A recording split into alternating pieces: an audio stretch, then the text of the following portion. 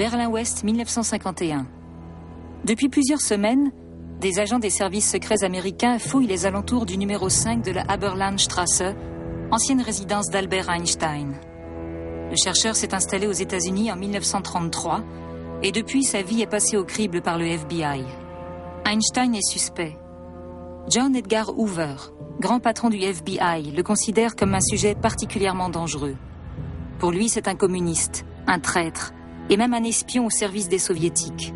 En un mot, un ennemi des États-Unis. Hoover savait que pour arrêter des suspects, il fallait utiliser des moyens légaux. Durant toutes ces années, il s'est employé à faire deux choses. D'une part, réunir des informations qu'il pourrait utiliser plus tard pour arrêter des gens. D'autre part, préparer l'opinion publique à soutenir le FBI, si ce dernier passait à l'acte. Le dossier Einstein du FBI compte plus de 1800 pages.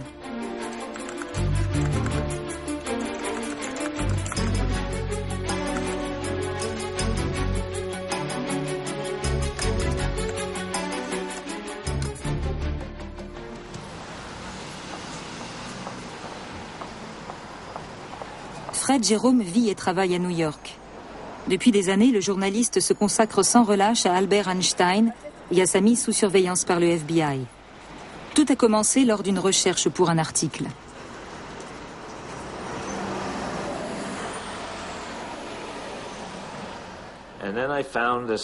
En 1983, je suis tombé sur un entrefilet dans le New York Times, page 17, juste à côté de la carte météorologique. Les 3 paragraphes, bien en évidence, racontaient que le FBI possédait un dossier sur Einstein. En lisant ça, je me suis dit, je ne savais pas du tout ça, voilà qui est fort intéressant. Désireux d'en savoir plus, le journaliste entame ses recherches et découvre une chose inouïe. Des comptes rendus, des lettres, des protocoles, du matériel que le FBI a récolté afin de constituer un dossier à charge contre Einstein, le dangereux subversif. Albert Einstein à la lorgnette du FBI. Une perspective inattendue. L'image d'Einstein, du mythe, est une image idyllique, un mélange de Dr Génie et de Monsieur Bonheur. Qui pourrait contester ça? Qui voudrait ternir cette image en parlant de politique? La politique, c'est quelque chose de sale, de confus. Or, en réalité, Einstein parlait volontiers de politique.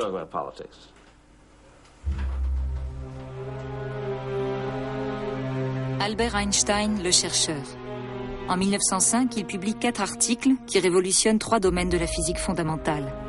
16 ans plus tard, il reçoit le prix Nobel. Alors que le génie d'Einstein est salué dans le monde entier, son engagement politique suscite la méfiance de certains pays. Première Guerre mondiale, Einstein s'aliène les bons Allemands, en affichant son pacifisme convaincu. Ses ennemis le considèrent comme un traître à sa patrie. Il salue la République de Weimar, la démocratie. Einstein est un esprit libéral. Il sympathise notamment avec certains idéaux socialistes, mais sans aller jusqu'au communisme. Les forces réactionnaires, qui le considèrent comme un bolchevique, un anarchiste, s'en prennent aux juifs Einstein. Il est insulté, espionné, menacé.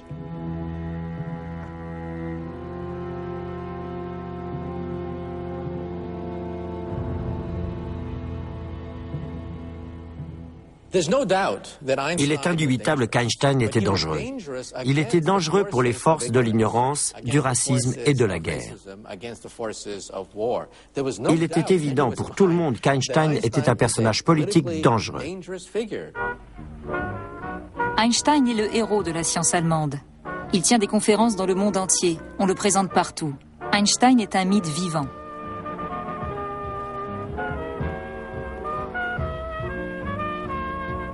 Il est surtout salué aux États-Unis, pays qu'il a visité à plusieurs reprises dans les années 30. Toutefois, certains Américains se méfient comme de la peste de ce citoyen du monde, de ce libre penseur. La Société des femmes patriotes à Washington établit une liste des personnalités indésirables aux États-Unis. Le prix Nobel de physique figure en tête de liste. En novembre 1932, les dames conservatrices envoient une lettre de 16 pages au ministère américain des Affaires étrangères, dans lesquelles elles exigent l'interdiction d'entrée pour le prétendu communiste et anarchiste Albert Einstein.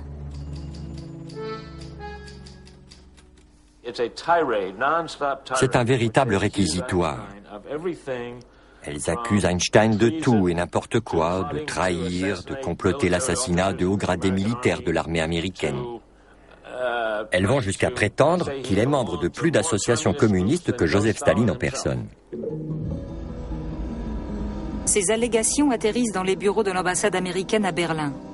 Einstein, qui vient de demander un nouveau visa, est mis sur la sellette. Est-il communiste, anarchiste? Einstein proteste contre l'interrogatoire et reçoit son visa. En décembre 1932, Einstein et son épouse quittent l'Allemagne.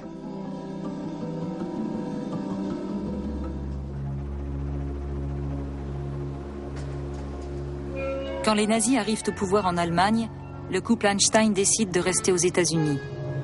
Les émigrants sont dûment enregistrés et soumis à une vérification par l'Office américain de l'immigration. Formulaires, photos, empreintes font partie de la routine. Grâce à sa célébrité, Einstein jouit toutefois d'un régime de faveur. Il me paraît tout à fait logique qu'une personne de la stature d'Einstein, voulant s'installer aux États-Unis, ait fait l'objet d'une enquête approfondie par les services de contre-espionnage. Einstein était un candidat évident pour le FBI. D'une part, il était étranger, allemand de surcroît, et d'autre part, il était de gauche.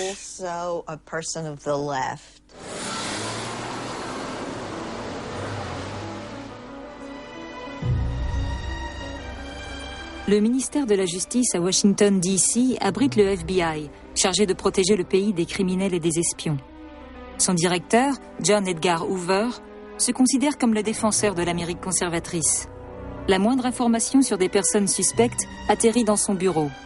Ainsi reçoit-il les allégations des femmes patriotes contre Einstein.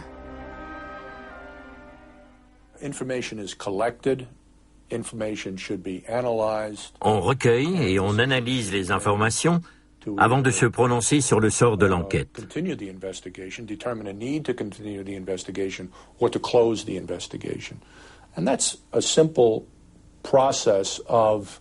Le processus est purement intellectuel. Il s'agit d'analyser et de se fier à son bon sens avant de décider si cette personne constitue une menace et doit faire l'objet d'une enquête approfondie ou bien si l'enquête est close.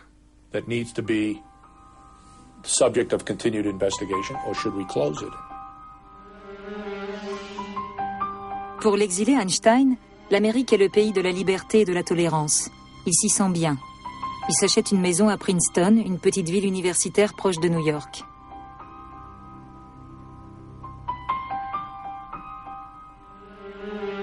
Cet homme constitue-t-il une menace pour les États-Unis?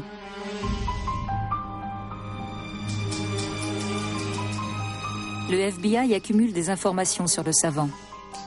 Il ne s'intéresse pas tant à sa vie privée, ni même à ses travaux, mais se focalise sur l'aspect politique. Einstein s'engage dans la lutte contre le régime fasciste de Franco en Espagne. Il soutient les Juifs persécutés qui veulent fuir l'Allemagne. Il les aide à obtenir des papiers qui leur sauvent la vie et se porte garant pour eux.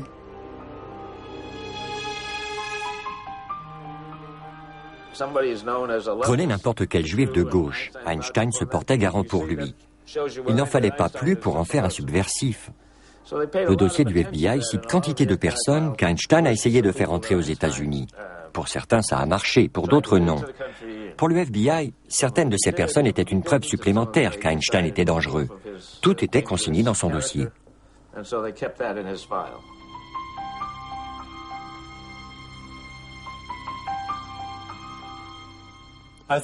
Cela peut paraître étrange que Hoover se soit intéressé à Einstein avant la Seconde Guerre mondiale. Plus que le scientifique, c'était la célébrité qui l'intéressait. Il faut toutefois se rappeler que dans les années 20 et 30, les rouges faisaient très peur chez nous. Toute personne de gauche ou du centre était suspecte. Le Parti communiste américain compte alors plusieurs dizaines de milliers de membres. Le FBI craint qu'Einstein serve leur propagande, avec raison. Le grand homme ne cesse de critiquer les excès du capitalisme.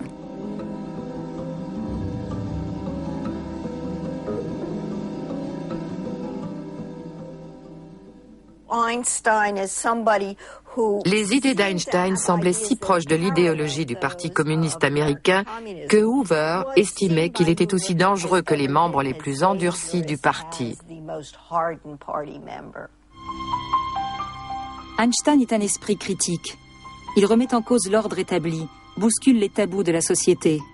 Il se méfie de toute forme d'autoritarisme et de bureaucratie.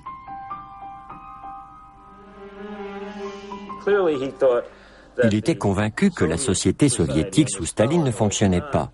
Ce n'était pas le socialisme dont il rêvait. Il l'a répété à maintes reprises. Un jour, il a dit « Le communisme n'est pas si mal en théorie, mais il ne fonctionne pas en Union soviétique. »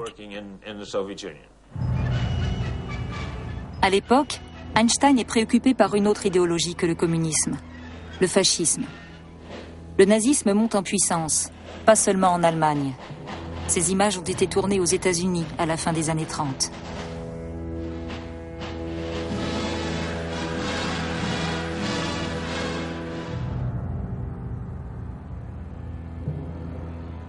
Einstein nourrit de profondes inquiétudes en voyant la situation se dégrader en Europe. Quand les troupes allemandes envahissent le territoire des Sudètes en 1938, il est profondément affligé. Il pressent l'imminence de la guerre. D'autres physiciens sont également inquiets.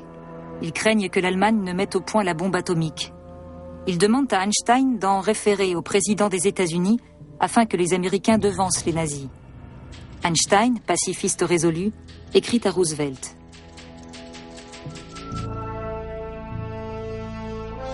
Un mois plus tard, l'Allemagne envahit la Pologne. La guerre éclate en Europe. Le président Roosevelt s'adresse à la nation. Les États-Unis ont décidé de rester neutres, pour l'instant. But I cannot ask that every American remain neutral in thought as well. Even a neutral has a right to take account of facts.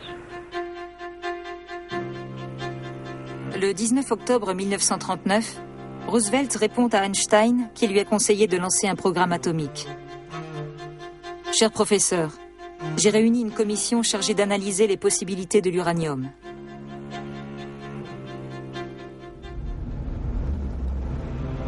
Peu après commence la quête effrénée des meilleurs scientifiques à travers le pays pour concevoir la bombe. Quantité d'immigrants sont sur la liste, y compris Einstein. Le projet Manhattan est strictement secret. Pour des raisons de sécurité, les collaborateurs potentiels sont soumis à un contrôle méticuleux.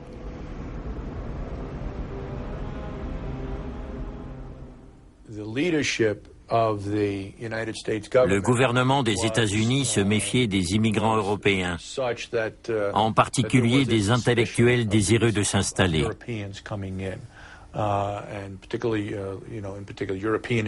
Toutes ces personnes étaient suspectes, et pas seulement aux yeux de Hoover.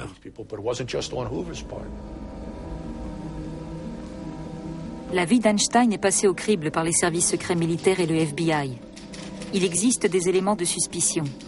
Les accusations des femmes patriotes, le soutien d'Einstein aux brigades internationales qui combattent Franco, ainsi que l'allégation émanant d'un informateur secret, selon laquelle Einstein serait un des plus ardents défenseurs des visées communistes aux États-Unis. Hoover doit se demander s'il est prudent de mêler un esprit libre, un subversif comme Einstein, à un projet militaire aussi secret. Même si c'est Einstein qui a suggéré le projet.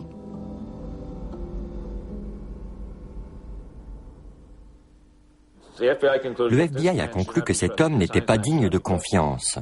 Il ne fallait pas lui faire confiance, ne pas lui confier un poste sensible, car il ne deviendrait jamais un citoyen fiable. Le citoyen américain Albert Einstein. Le 3 octobre 1940, quelques semaines après le rejet du FBI, il prête serment à la Constitution américaine et lui jure fidélité. Mais on ne lui fait toujours pas confiance. On lui refuse de collaborer à la conception de la bombe atomique. Tous les scientifiques de Princeton ont été sollicités. Tous les collègues d'Einstein ont soudain disparu pour ressurgir dans un site secret à Santa Fe, au Nouveau-Mexique. Scientists of many nations, American, British, Canadian, and those driven from their homes by Nazi persecution, have perfected the atomic bomb, most astounding development of scientific history. Le 6 août 1945, les Américains lancent leur première bombe atomique sur le Japon.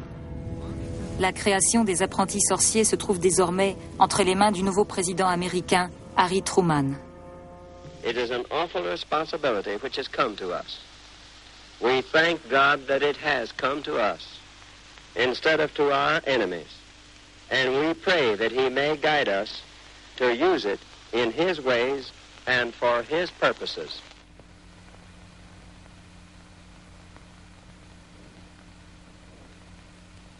Einstein est horrifié en découvrant les images d'Hiroshima et de Nagasaki.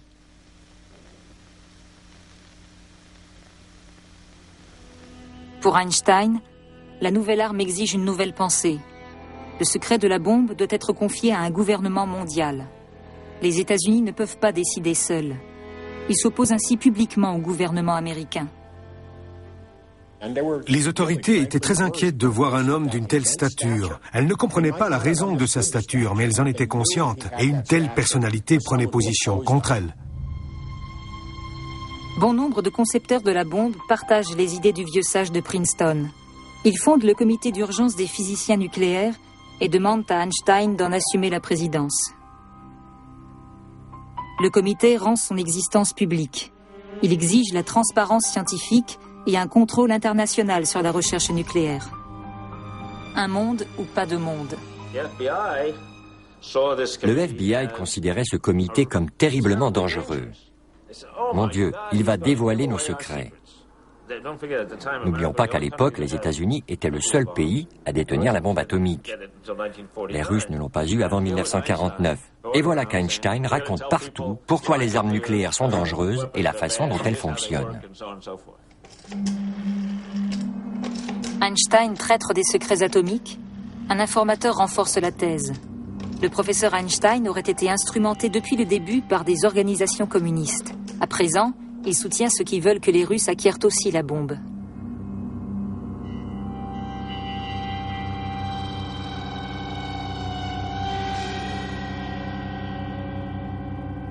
Deux questions inquiètent le FBI au plus haut point. Primo, les soviétiques ont-ils infiltré le mouvement antinucléaire? Deuxio, les services secrets russes sont-ils à même de voler le secret de la bombe?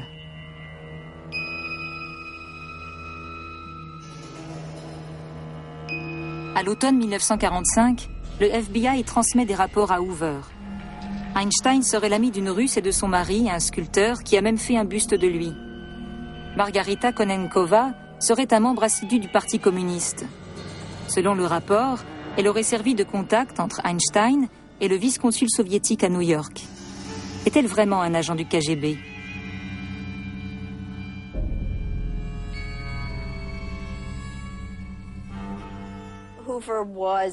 Hoover craignait plus que tout l'espionnage soviétique.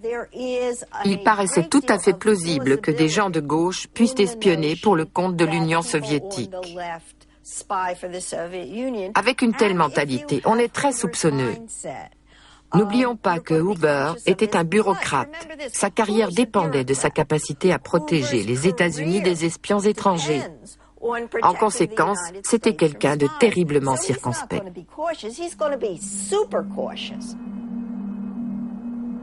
Dans le dossier, on constate avec étonnement que le FBI n'approfondit pas le cas Einstein-Konenkova. Quelques mots seulement dépeignent leur relation. Ils se rencontrent le week-end.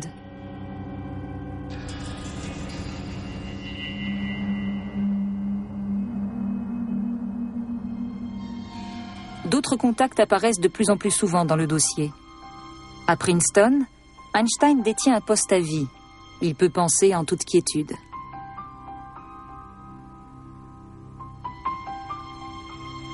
Le prestigieux professeur se conduit toutefois d'étranges façons dans cette université blanche, dans cet univers blanc privilégié.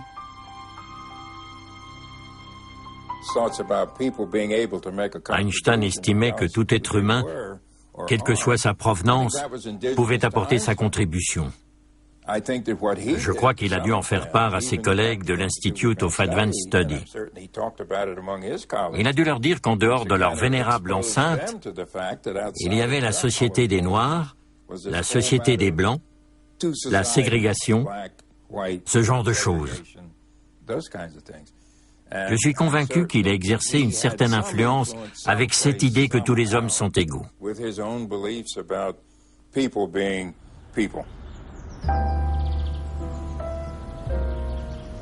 Pour Einstein, la ségrégation est le cancer des États-Unis. Il se promène régulièrement dans le quartier noir de Princeton où il a des amis. Comme Alice Satterfield, cuisinière à l'institut où Einstein travaille. Il était tellement affectueux. On s'attachait à lui. C'est pour ça que je l'appréciais. J'éprouvais de l'affection pour lui. Il ne vous méprisait pas. Il ne disait pas « je suis un grand professeur, j'ai plus de valeur que vous ». Pas du tout. Il n'était pas comme ça. C'était quelqu'un de merveilleux. Einstein se promène parfois dans Princeton avec Shirley, la fillette d'Alice.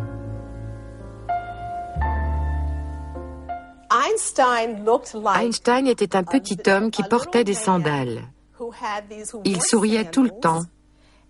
Je le trouvais vieux, car il avait des cheveux blancs. Il lui couvrait complètement la tête. Voilà comment je le voyais. Mais je n'avais pas peur de lui. C'était quelqu'un de tout à fait normal. C'était une sorte de pré-hippie.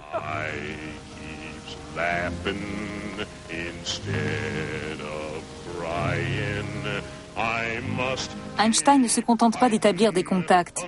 Il prend la défense des Noirs et rencontre des défenseurs des droits civiques, comme le célèbre chanteur Paul Robeson, né à Princeton.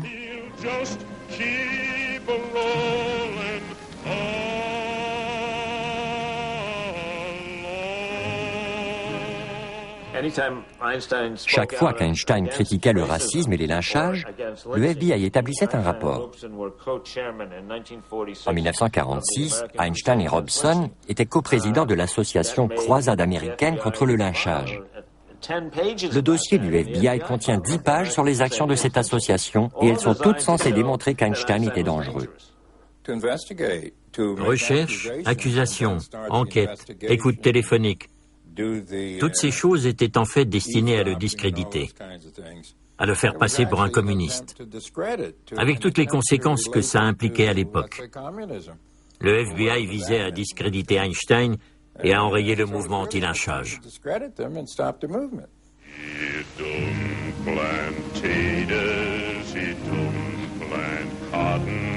Dans l'Amérique des années 40, quand des Noirs comme Robeson et des Blancs comme Einstein font de la politique ensemble, on les assimile rapidement à des communistes.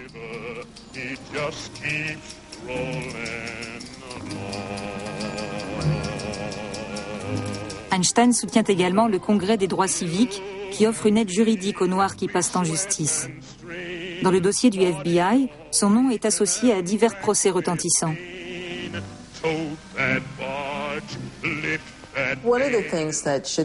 Concernant le Congrès des droits civiques, le soutien d'Einstein était primordial, car aux yeux du FBI, le Congrès des droits civiques était considéré comme la pire des organisations subversives aux États-Unis. Le Parti communiste américain et les soviétiques ont tenté de récupérer le mouvement des droits civiques. C'était manifeste. Le Parti communiste américain disposait même d'une aile afro-américaine dont le seul objectif était d'inciter les Afro-Américains à rejoindre le parti.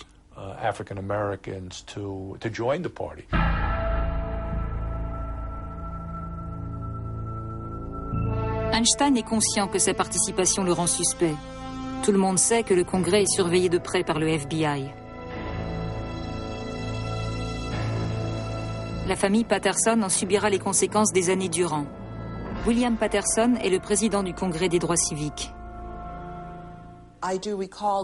Je me souviens dans mon enfance des agents du FBI postés devant notre maison dans leur voiture, ou des agents du FBI qui nous suivaient dans la rue. Un jour, j'étais adolescente, les agents sont même venus à notre porte alors que j'étais toute seule à la maison. Je savais que le FBI était là pour toujours. Einstein, l'immigrant, avait décrit l'Amérique comme l'espoir de tous les êtres intègres. Einstein, le citoyen américain, découvre désormais l'autre Amérique, celle du désespoir pour les Noirs, les inadaptés, les dissidents.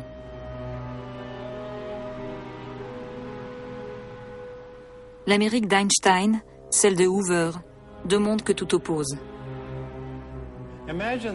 Imaginez la différence entre John Edgar Hoover et Albert Einstein. Hoover était quelqu'un qui promouvait sa carrière, qui récoltait des informations pour gagner en pouvoir. C'était un bureaucrate suprême.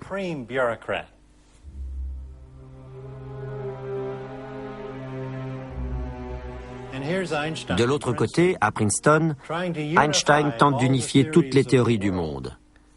Il tire sur sa pipe, il griffonne sur un tableau. Ce sont deux personnalités fondamentalement différentes. Leur façon de penser, leur vision du monde sont extrêmement divergentes. Il aurait été très intéressant de les confronter. Edgar Hoover et Albert Einstein ne se rencontreront jamais.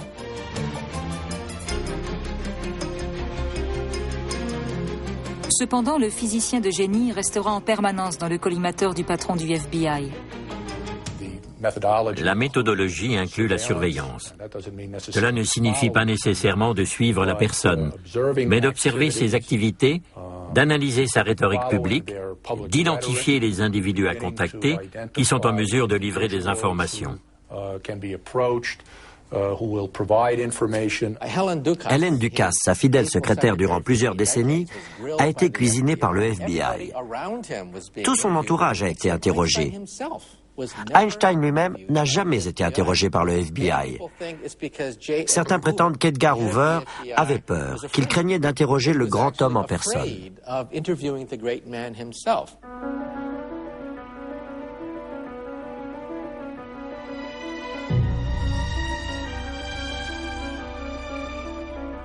Einstein se doute qu'il est sous surveillance.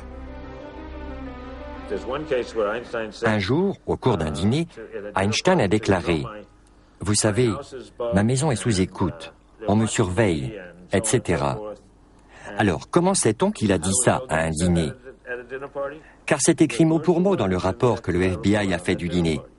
Quelqu'un devait donc l'épier ce soir-là. Le rapport date de 1948. Le FBI surveille de plus en plus d'individus, de personnalités comme Einstein. C'est le début de la guerre froide.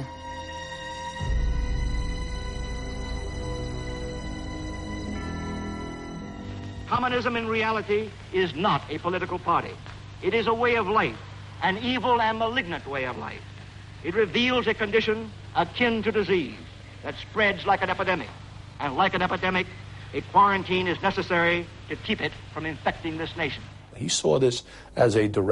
Il voyait le communisme comme une menace directe. Il ne ménageait pas ses efforts pour le combattre. Il tirait en permanence la sonnette d'alarme. Il est très facile de tomber dedans par manque de vigilance. Des groupes, des gens, visent une seule chose, renverser le système et mettre un terme à notre façon de vivre.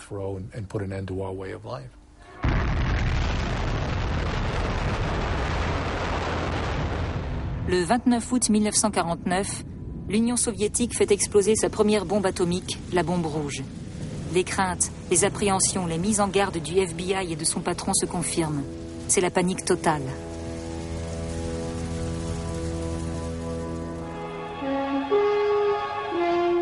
America prepares to face attack on its cities and industrial centers under a combined civilian defense program.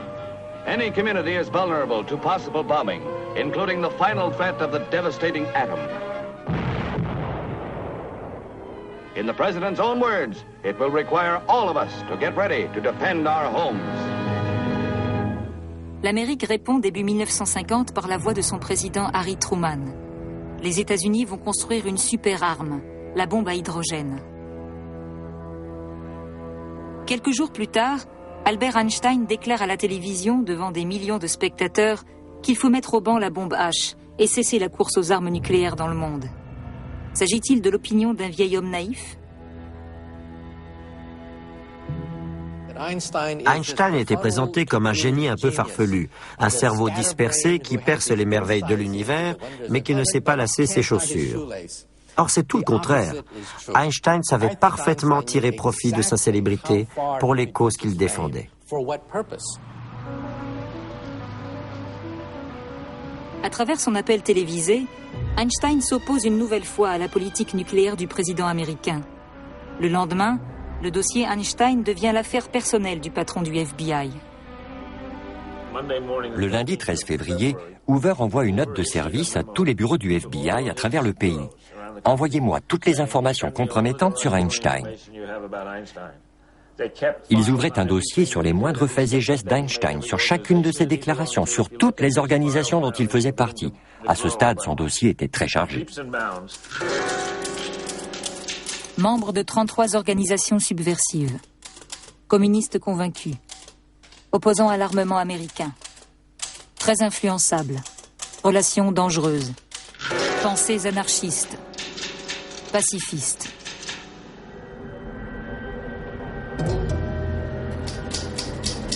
Hoover veut toutefois prouver qu'Einstein est un espion.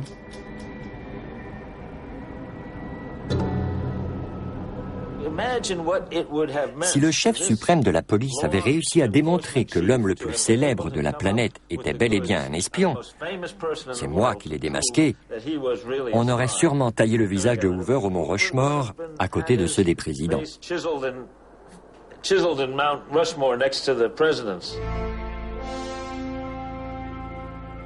Hoover espère confondre l'espion Einstein après que l'espion nucléaire Klaus Fuchs ait été démasqué par les services secrets britanniques. Ce collaborateur du projet Manhattan a communiqué ses connaissances à l'ennemi, aidant ainsi les soviétiques à mettre au point leur propre bombe atomique. Nous savons que Klaus Fuchs était un espion, il l'a reconnu. Nous avons aussi découvert qu'un tas de gens, dont personne n'avait jamais entendu parler, avaient livré des informations aux Russes. Rétrospectivement, on comprend que la crainte, la terreur de l'espionnage russe était totalement fondée.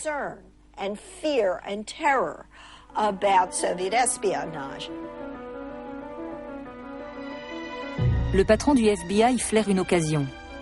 Einstein connaissait l'espion nucléaire démasqué. Le dossier Einstein contient une note de Hoover exigeant d'enquêter sur l'affaire Fuchs. Des agents du FBI se rendent en Angleterre, mais l'interrogatoire de Fuchs est une déception. L'espion déclare qu'Einstein n'est pas mêlé à ses activités d'espionnage. La piste est une impasse.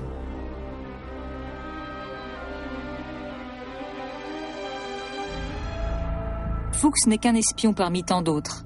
Les espions communistes existent donc bel et bien, également aux États-Unis.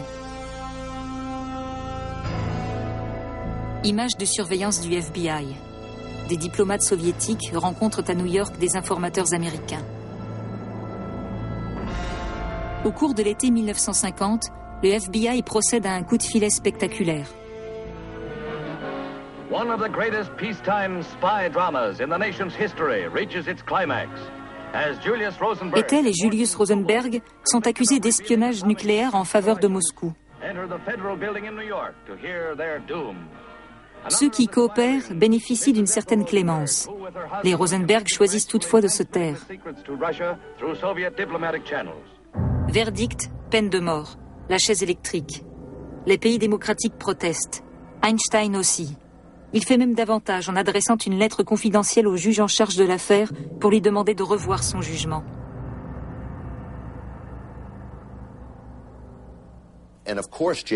La position d'Edgar Hoover à l'époque, c'était que tous ceux qui étaient impliqués dans l'affaire Rosenberg étaient des communistes, ainsi que tous ceux qui s'en mêlaient. Il suffisait de signer une pétition contre la peine de mort. La sentence a été prononcée par le juge Irving Kaufman. C'est à lui qu'Einstein adresse une demande en grâce. Kaufman ne lui répond pas et fait suivre la lettre à Edgar Hoover.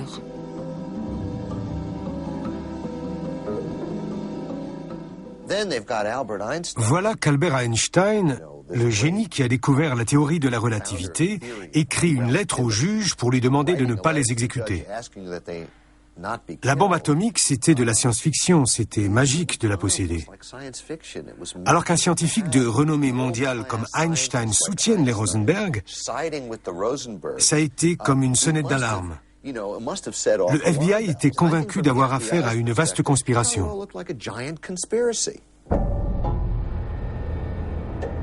En 1953, les Rosenberg sont exécutés. La chasse aux agents communistes et aux espions nucléaires se poursuit.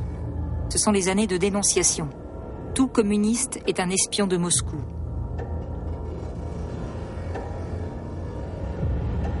Au FBI, le courrier s'entasse. Des citoyens dénoncent d'autres citoyens. Le dossier Einstein s'épaissit d'accusations, d'insinuations en tout genre. Des connaissances écrivent au FBI « Attention, ne vous fiez pas à Einstein ».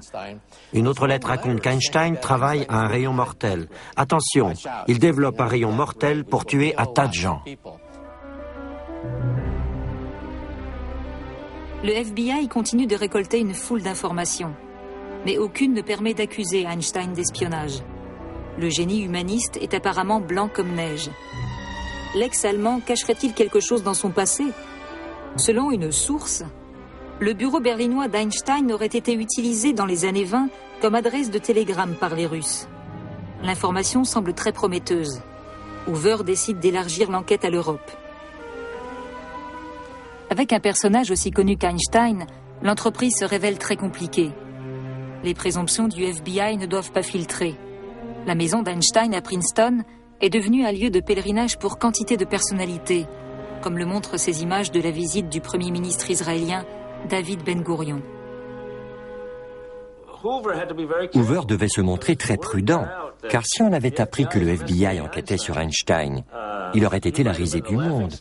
Le FBI aurait été la risée du monde, et peut-être bien que les États-Unis aussi. L'enquête outre-Atlantique sur le mystérieux passé d'Einstein débute donc dans le plus grand secret. Hoover a donné l'instruction à ses agents de passer au peigne fin le voisinage de l'ancienne maison d'Einstein. La capitale de l'espionnage est toutefois dangereuse pour mener une enquête aussi discrète. La moindre rumeur parviendrait aussitôt à l'Est.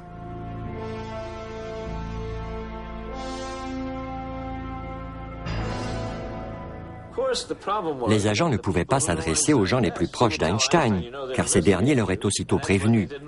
Les patrons du FBI ont donc interdit de s'adresser à ses proches.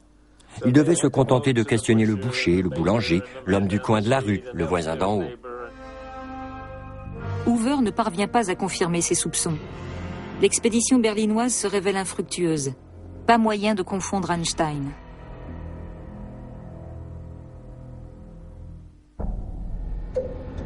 « 1953.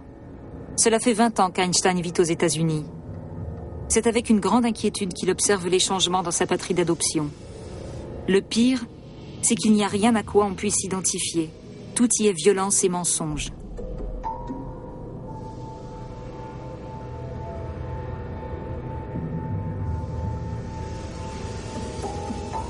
Après la chasse aux espions, voici l'inquisition contre les communistes. Tout le monde est suspect. Le sénateur Joseph McCarthy s'est donné pour objectif d'anéantir le communisme aux États-Unis. Il veut purger le pays.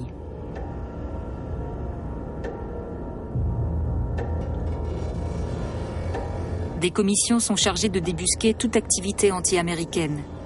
Des milliers de personnes sont citées à comparaître.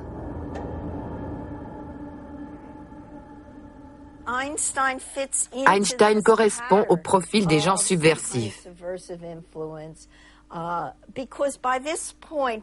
D'autant qu'au début des années 50, la diabolisation des gens de gauche dérive à tel point que Monsieur Tout-le-Monde se met à dire « Oh, quelqu'un a dit qu'il ne croyait pas en Dieu. Ils doivent être communistes. » Quelqu'un de non-conformiste comme Einstein qui a des liens avec la gauche, qui remet en cause la ségrégation des races, tout comme les armes nucléaires, est par excellence un suspect.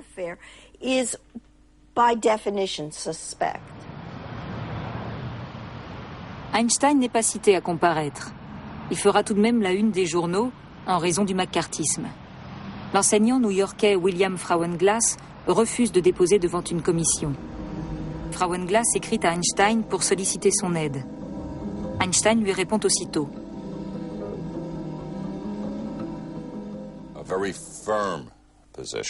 Il a convaincu mon père de ne pas témoigner.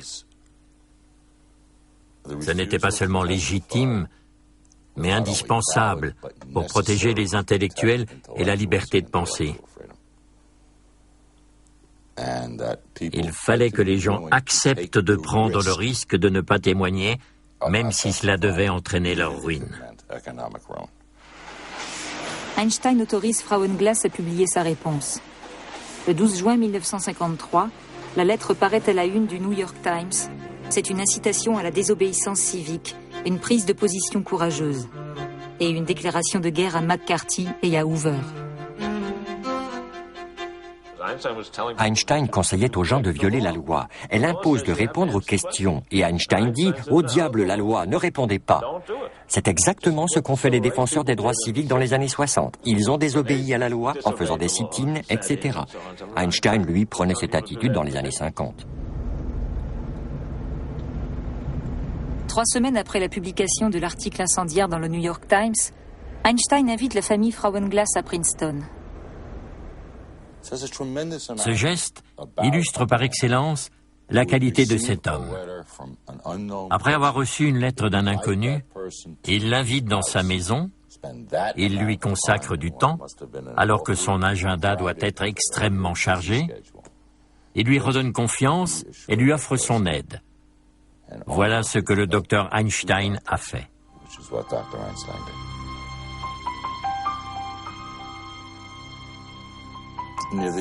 Vers la fin, j'ai demandé si je pouvais prendre une photo avec mon appareil. Juste une.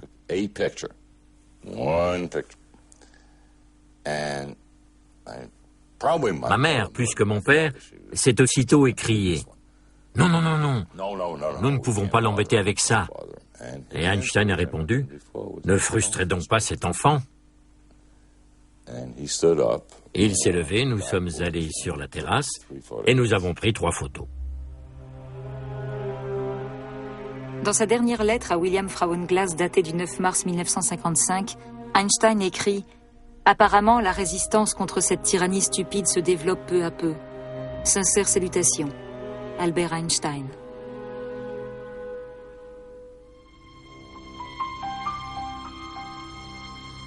Cinq semaines plus tard, le plus grand scientifique du monde décède. Le dossier Einstein est clos. Einstein était quelqu'un qui jouissait de l'attention des médias, ce qui en faisait quelqu'un de dangereux. Il était non conformiste et il ne craignait pas les communistes. Il était sous surveillance et je suis convaincu qu'il aurait été arrêté si Hoover avait eu le feu vert.